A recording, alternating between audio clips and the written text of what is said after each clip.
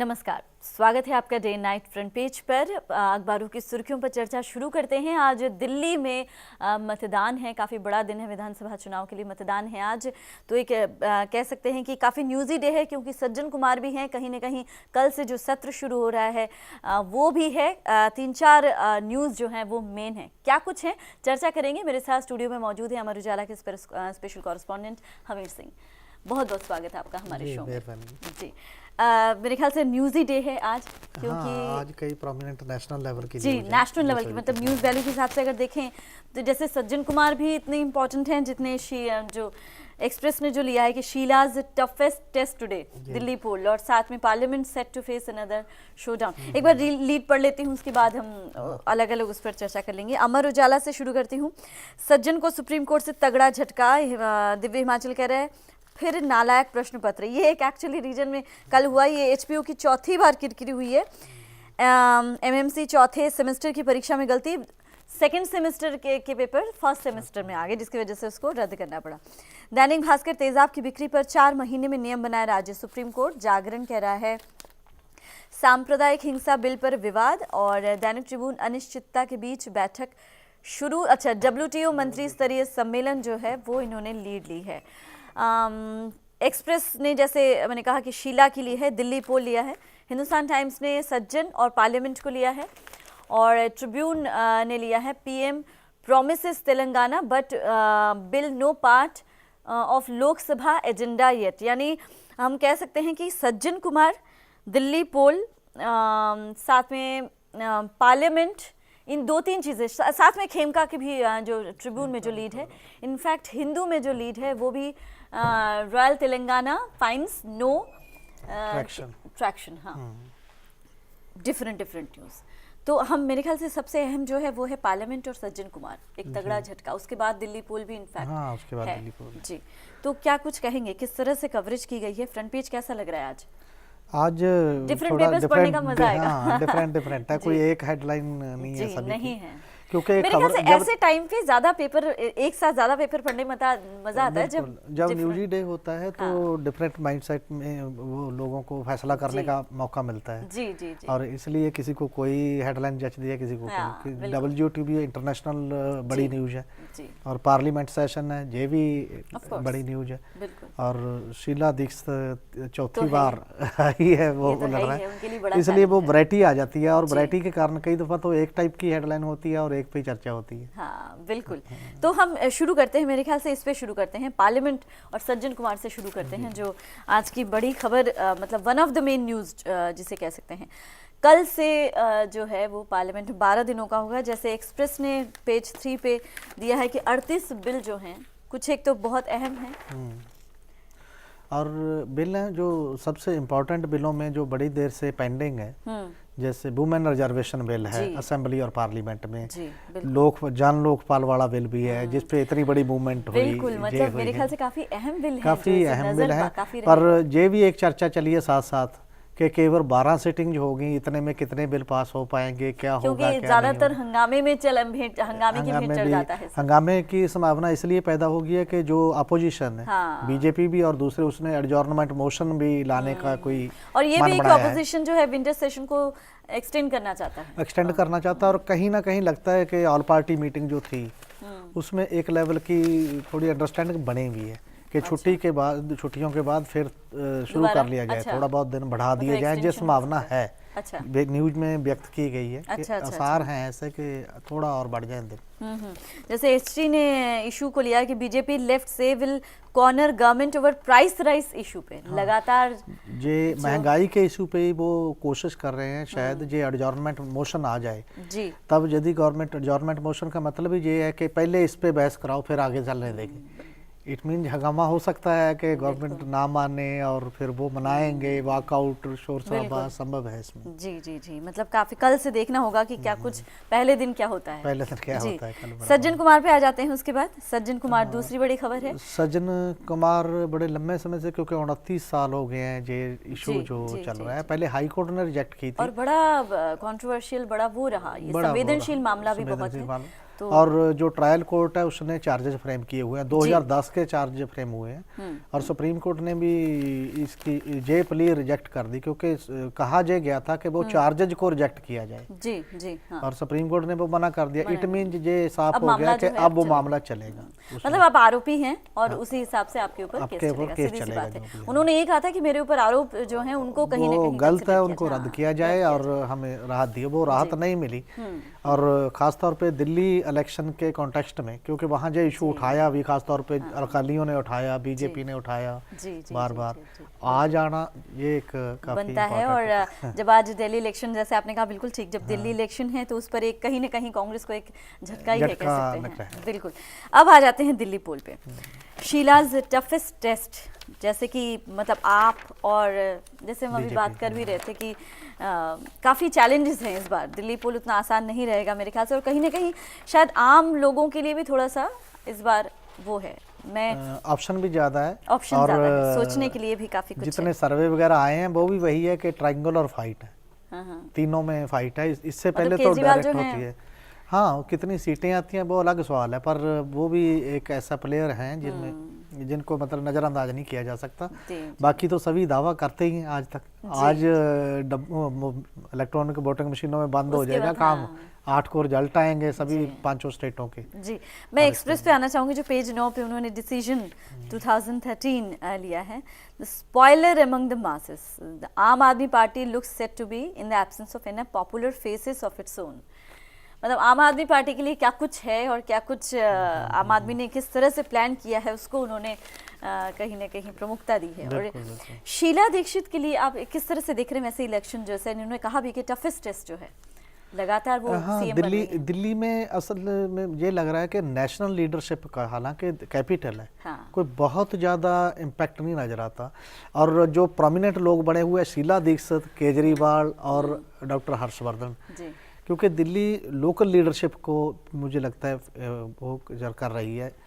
और इस वजह से ये है कि शीला के 15 साल हो गए हैं और 15 साल में वो कहते हैं हमने डेवलपमेंट की है, पर ओवरऑल गवर्नमेंट पे सवाल उठाए जा रहे हैं परफॉर्मेंस पे, क्योंकि लड़कियों की सिक्योरिटी का क्वेश्चन भी है, डिफरेंट टाइप के क्वेश्चन है। इसके बावजूद एज ए इंडिविजुअल शीला का जो इमेज है वो ज़्यादा डाउन नहीं हुआ। हाँ, ये माना जा रहा है, ये एक अलग सवाल है, इसीलिए उनके लिए ही ये माना जा रहा है यदि as a person, Sheila Dikshit as a person, क्योंकि वो थोड़ा दिखाई देती हैं, हम्बल हैं, बात पोलाइटली बात करती हैं, इस एंगल से, और स्ट्रिक्ट भी हैं सवालों के जवाब देने में कई बार। ये भी आई है, ये भी है। और पहली बार ये भी है कि तीनों जो चीफ मिनिस्टर कैंडिडेट हैं उन पे कोई डायरेक्टली इंडिविजुअल करप्शन का एलिगेशन नहीं है। एक बात ये भी दिल्ली के इलेक्शन की थोड़ी सेपरेट बात है।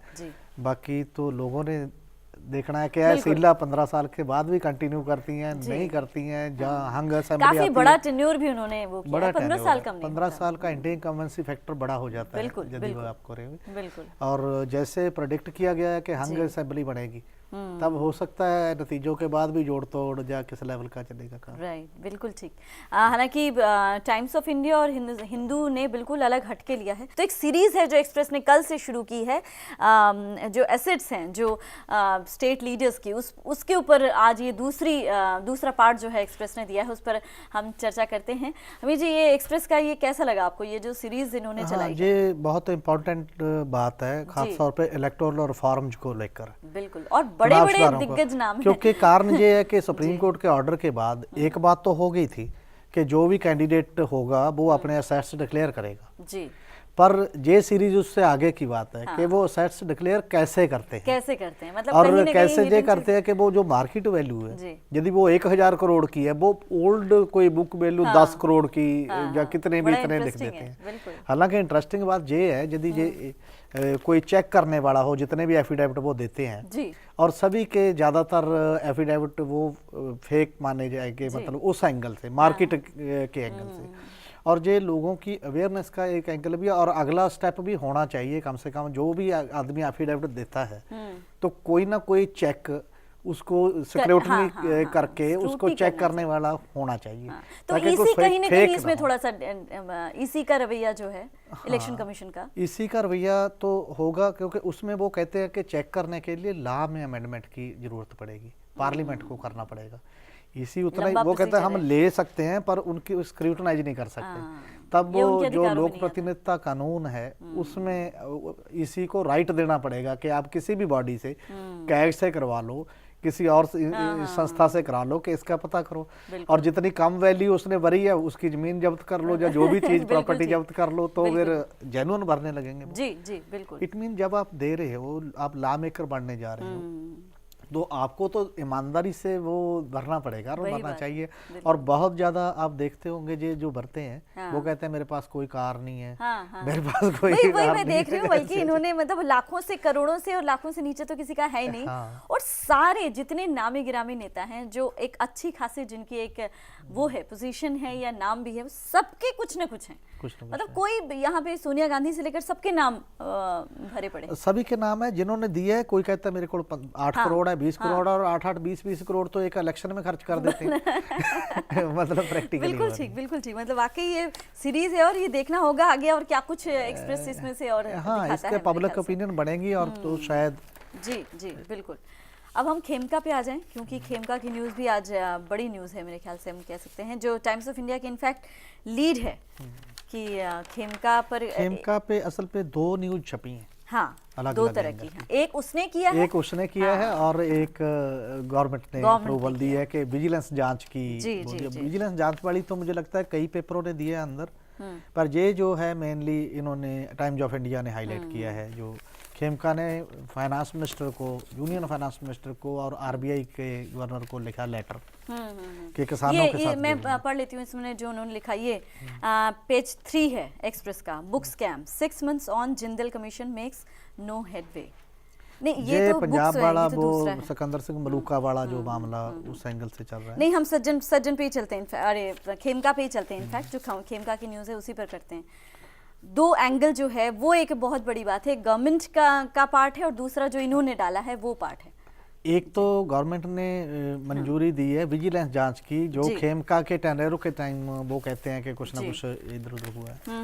एक ये मामला है जो खेमका ने वित्त मंत्री को लिखा है और आरबीआई को लिखा है कि ये किसानों के साथ भी फ्रॉड हुआ है, इससे ये मिलके हुआ है पब्लिक सेक्टर की संस्था और प्राइवेट बैंक।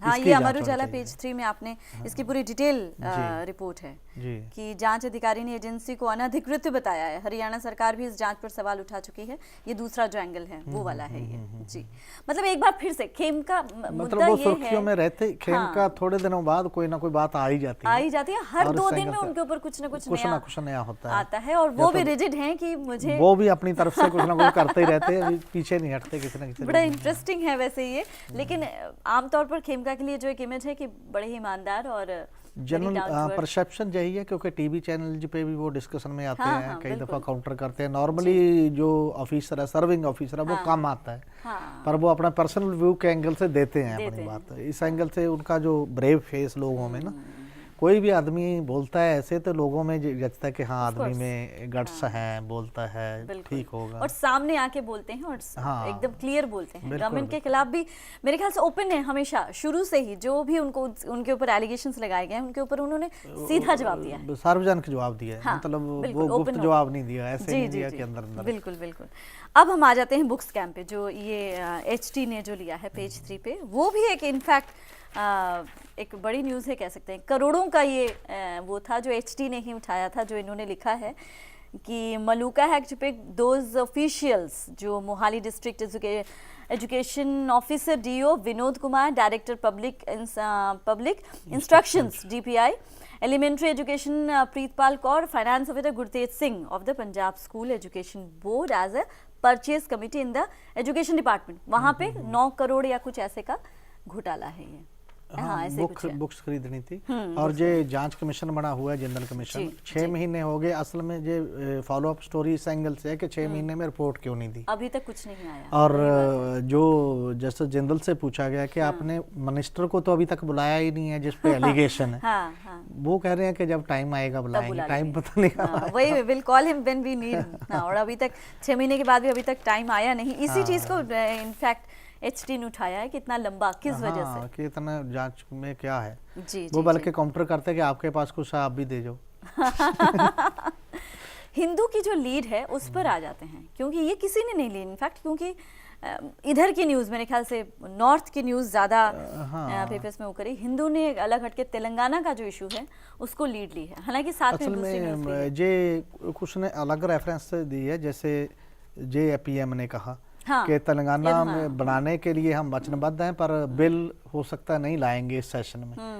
और इसको लेकर जहां हिंदू ने लिया, तेलंगाना में क्या हो रहा है, वो जो कंट्राडिक्शन चल रही है इस एंगल से चल रही है। उन्होंने और जनरल वो लिया है कि आम लोग जो है वो कहां से क्या सोच रहे हैं और क्या कर रहे हैं इन दिनों में, क्योंकि हिंदू का साउथ में थोड़ा इम्पैक्ट भी है, इसलिए उस एंगल से जो मेन बात उनकी बढ़ती है, क्योंकि पार्लियामेंट आ रही है और पार्लियामेंट अपने रीडर को भी केटर करने के लिए, और कहीं ना कहीं हिंदू का फोकस रहता है, क्योंकि उसके रीडर्स जो हैं वो उधर की तरफ। और ये क्वेश्चन भी रेज होता है कि यदि आप वचनबद्ध है, इतना कंट्राडिक्शन डेवलप कर दी है, बिल नहीं लाएंगे, और बिल कब लाएंगे, 2014 में सरकार बदल गई, फिर क्या होगा क्या नहीं, मतलब it means continue problem continue करेगी। बिल्कुल। सीधे स्पोर्ट्स की तरफ रुक करते हैं। धोनी को पीपल्स चॉइस अवार्ड मिला है, और ये आज स्पोर्ट्स की लीड है, सुर्खी बनी है स्पोर्ट्स पेजेस की। अगर मैं गलत नहीं हूँ तो मेरे ख्याल से सारे पेपर्स ने ऑलमोस्ट, अगर हिंदी पेपर्स की बात करें तो धोनी छाए हुए हैं आज, कि सचिन के बाद धोनी बने पीपल्स चॉइस दूसरे भारतीय जो हैं। साथ में ICC का पीपल्स चॉइस अवार्ड जो है भास्कर ने लिया है। जी। और एक और पांच खिलाड़ी थे इस रेस में, उस रेस में उनको 4 को पछाड़कर धोनी को ये पीपल चॉइस अवार्ड मिला है। और एक और है कि 24 करोड़ का बैट जो है उससे खेलेंगे, स्पॉन्सर किया गया है उनको कहीं ना कहीं। वो तो खैर अलग बात है, क्योंकि क्रिकेट में पैसा इतना है, इसलिए कई दफा विवाद भी होता रहा है इन मामलों में, होता रहा है, अभी भी चलता है, अभी भी चल रहा है कि करोड़ों का खेल है, इसलिए दूसरी खेलों का भी ये आ रहा है कि हमें कम मिलता है, अरबों का खेल है। और वो बैट कितने करोड़ का है ये तो अलग बात है, पर उसका चॉइस मतलब पीपल चॉइस अवार्ड ज्यादा इम्पोर्टेंट मुझे लगता है। ये एक अच्छी बात है धोनी के लिए, मतलब बधाई देने योग्य हैं धोनी, क्योंकि सचिन के बाद धोनी बने हैं। और काफी ये भी लंबे समय से टिके हुए हैं, सस्टेनेबल हैं, प्लेयर हैं, और उनकी काबिलियत पे तो वैसे भी कोई शक नहीं है। सबसे बड़ी बात ये है। सिटी पे आ जाएं सीधे। इसके बाद सिटी में Basant Sarita guilty of inspector सुच्चा सिंह मर्डर, ये एक बहुत अच्छी डेवलपमेंट है जो दिख रही है। चंडीगढ़ सबने एक्स कॉप गर्लफ्रेंड गिल्टी कब पकड़े जाएंगे हत्या, ये एक्चुअली ये वो है शमशान पिंकी उसका अपडेट इन्होंने जागरण सिटी पे लिया है। चंडीगढ़ भास्कर ने भी वही लिया है, सुच्चा सिंह के कत्ल में बसंत सरिता दोषी करार। HT चंडीगढ़ ने भी वो लिया है, और माई सिटी ने भी यही लिया है। ये मेरे ख्याल से सिटी के हिसाब से बड़ी न्यूज़ है। सिटी के हिसाब से एक तो मर्डर इस एंगल का था वो, बिल्कुल, और दूसरा ये है कि इतनी जल्दी 178 दिनों में वो आ गया है जजमेंट, और लोगों को भी ये उम्मीद करनी चाहिए कि बाकी केसों में भी ऐसे ही हो, कि जल्दी जल्दी न्याय मिले, जल्दी फैसला हो जाए, तो कम से कम कोई ना कोई न्याय तो सामने आएगा, और लोगों को चेक भी लगेगा कि नहीं तो फिर सालों तक चलता रहता है, तब तक पता नहीं। बिल्कुल। और मेरे ख्याल से ये जिस तरह से ब्रूटली जिसको इनको वो किया गया था, मारा गया था, इसके साथ जो ड्राइवर थे वो भी घायल हो गए थे, काफी ज्यादा घायल हो गए थे। तो ये केस 12 सुनवाइयों में आया है। चंडीगढ़ भास्कर ने बड़ा क्लियर इसको वो दिया है कि 46 अटैचमेंट्स हैं, पोस्टमार्टम रिपोर्ट, पूरा जो मतलब पूरा एक कंप्लीट पैकेज जिसे हम कह सकते हैं, चंडीगढ़ भास्कर ने अच्छे से इसको वो किया है। और बात ये भी है कि वो पुलिस का ही कांस्टेबल था, जो आप देखो, सबसे बड़ी बात वो पुलिस का ही था। जी। चंडीगढ़ न्यूज़लैंड पे आते हैं। UT plans 2 bypasses on eastern western side of city, consultant to study traffic bottleneck, मतलब कहीं ना कहीं इसके शायद ट्रैफिक को वो करने की कवायद ट्रैफिक चंडीगढ़ में हो भी बहुत रही है, उसका कोई ना कोई इलाज ढूंढने में है। आप 10 से 5 ऑफिस का जो टाइम है, उस टाइम पे अगर उसमें तो वो कई बार 4-4 बार से भी लाइट क्रॉस नहीं होती, जो मेन लाइटें हैं किसी लेवल पे, 9 सेक्टर या फिर और इसके कई सोचे जा रहे हैं रीजन, कोई मेट्रो भी है, कोई ओवरब्रिज है, कोई बाईपास है। मेट्रो से मुझे याद है, मेट्रो का अभी तक कुछ नहीं, कागजों में ही है अभी, कागजों में ही है, बड़ा लंबा, मेरे ख्याल से साल से ज्यादा हो गया कागजों पे ही चल रहा है। काफी लंबे समय से चल रहा है कि कहाँ तक जाएगी, नक्शा नुक्शा तो बन जाता है, सब कुछ बन गया, सब कुछ बन गया। मुझे याद है जब ये हो रहा था तो पेपर्स में काफी था वो कि इसका हो रहा है, अब कुछ दिनों में हो जाएगा, अगले 5 साल में, अगले 10 साल में। Traffic major problem in city जी की है। पिछले दिनों में कलकत्ता में कुछ एरिया में रिक्शा चलने में पाबंदी लाती हूँ, बड़ी मूवमेंट चल रही है, सोशल मीडिया पे भी चल रही है, और वहाँ बंगाल में वो कर रही है, और ऐसा ही शायद कई शहरों में भी जब ये प्रॉब्लम आएगी तो कुछ ना कुछ ट्राई करेगी। बिल्कुल। और उसमें विवाद भी होता है कि क्या करें, रिक्शा को हटा दें, टू व्हीलर को हटा दें, क्या करें। चंडीगढ़ के साथ समस्या ये है कि चंडीगढ़ इतने ज्यादा पॉपुलेशन के लिए बना नहीं है, उस वजह से ज्यादा मेरे ख्याल से दिक्कत वैसे तो सभी शहर उतनी पॉपुलेशन के लिए नहीं बने, क्योंकि अनप्लान्ड चले जाते हैं तो लोग क्या करेंगे। अनप्लान्ड ये एक माइग्रेशन है जो लगातार हो रही है, और उसको आप वैसे रोक भी नहीं सकते। कैसे रोकोगे? या तो सैटेलाइट सिटी बने ऐसे, वहाँ लोग करने लगे। वैसे चंडीगढ़ का प्रेशर मोहाली और पंचकुला ने एक हद तक कम किया है, पर क्योंकि वो एडजॉइनिंग एरिया ही है सारा, ट्रैफिक तो जहाँ से ही होकर जाती है। जो एनसीआर की जो प्रॉब्लम है दिल्ली और आसपास की। हम तस्वीर पे आ जाएं सीधे। तस्वीर ये है चंडीगढ़ न्यूज लाइन में, वन हैप्पी फैमिली, बहुत खूबसूरत है। और जहाँ छतबीड़ जू में ही ये जन्म दिया है 3 साल को, और बहुत खूबसूरत है। मतलब ये एकदम ही फ्रेश ही। अमर उजाला ने भी हालांकि इसमें फ्रंट पेज में है, बट इन्होंने बड़ा अच्छा चंडीगढ़ न्यूज लाइन में इसको लिया है। जी हमीद जी, आपका हमारे शो में आने के लिए बहुत बहुत शुक्रिया। जी थैंक यू, मेहरबानी। तो ये था आज का फ्रंट पेज। कल के अखबारों की सुर्खियों के साथ आपके सामने एक बार फिर से हाजिर होंगे, तब तक के लिए इजाजत दीजिए, नमस्कार। खबरों की दुनिया में आइए, हमारे साथ कहीं भी और कभी भी जुड़िए। हम मिलेंगे फेसबुक पर, हम दिखेंगे यूट्यूब पर, हमें फॉलो कीजिए ट्विटर पर। खबरों के साथ बने रहिए रात दिन।